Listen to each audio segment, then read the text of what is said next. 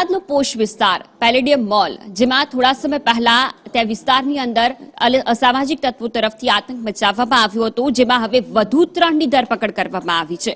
અગાઉ 5 જેટલા આરોપીઓની ધરપકડ કરવામાં આવી હતી, જેમાં વધુ 3 આરોપીઓની ધરપકડ કરવામાં આવી છે। કુલ 12 આરોપી છે, જો કે હજુ પણ 4 જેટલા આરોપી પોલીસ પકડથી દૂર છે। આ તમામ આરોપીઓ પાસેથી તેમના નિવેદનો લેવામાં આવી રહ્યા છે। પેલેડિયમ બબાલ મુદ્દે હવે ડીસીપી બલરામ મીણા તરફથી પણ નિવેદન આપવામાં આવ્યું છે અને તેમણે કહ્યું છે કે કુલ 12 જેટલા આરોપી છે, જેમાંથી 4 હજુ પણ પકડાયા નથી, જેને પકડવા પોલીસે ચક્રો ગતિમાન કર્યા છે।